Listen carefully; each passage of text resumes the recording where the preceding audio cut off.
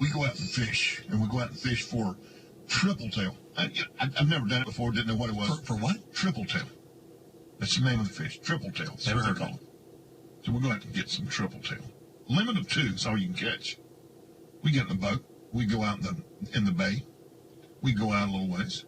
Hands me the rod and reel. Got a cork on it. Deep sea fishing with a cork. Well, not deep sea fishing. You're fishing for triple tail. Put a little shrimp on it. Drop it down there about 1.5 feet, 2 foot in the water. Cast it out there. And you reel it by those little buoys out there that maybe were a crab pot or something. Right. Bam. Here he comes. Got him. Got him. Got yourself a triple tail. And by the way, the biggest one, the first one, got away. Always, the biggest one always caught 2, legal size. Come back in, get off the boat. He says, what are you going to do with these? What do you think I should do? He said, you had lunch yet? Oh, I'm going to run them down to the seafood place. We'll get them to fillet them, cut them up, and cook them for you. So, dude, I'm telling you, you don't get seafood any fresher than that.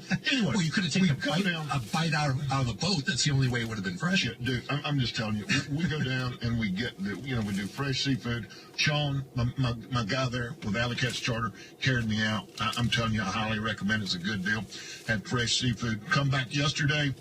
Get in the car 7:30 yesterday morning. Get out of the car yesterday afternoon about 7:45. Wow. 12 hours sitting, driving.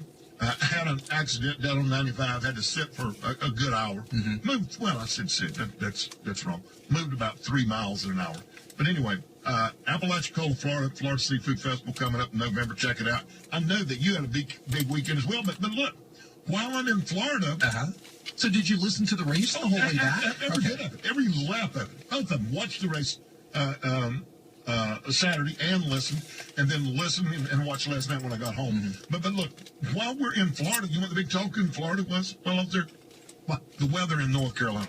Oh, the flooding and stuff? Oh, my gosh. I was right in the middle of it yesterday. I dropped my son off at camp. Not too, it was kind of cool. It's in a place called Boomer. Yep. North Carolina, up kind of in the foothills, getting close to the mountains. And one of the cool things is that as I took him up there, went right past North Wilkesboro Speedway. Crap.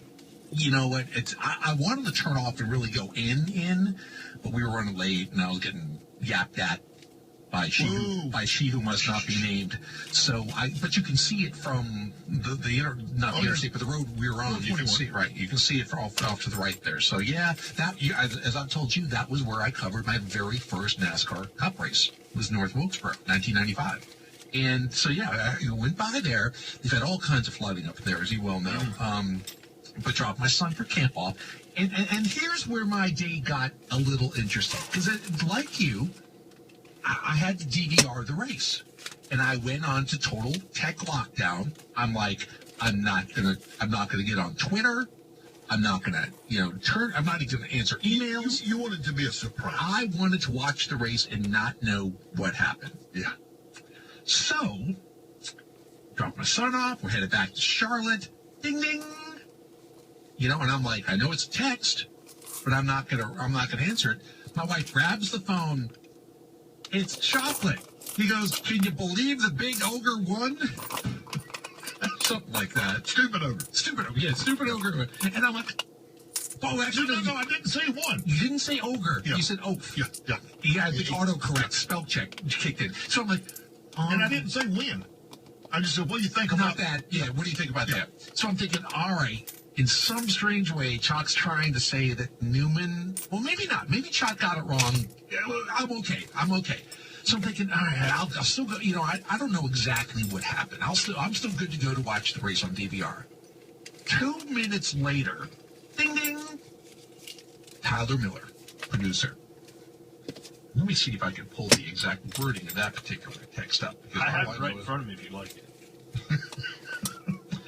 Any thoughts on targets other than winning team, Chad Knaus, Casey Kane, Gene Haas? That gives nothing away. Winning team, I'm with you. Didn't give it away.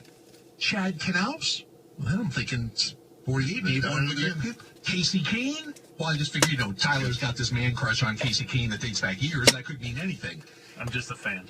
Gene Haas. I start thinking, unless Gene Haas and Tony Stewart punched each other out on pit road, Stewart Haas Racing won that race. Yeah. So now I've got it down to 3 cars.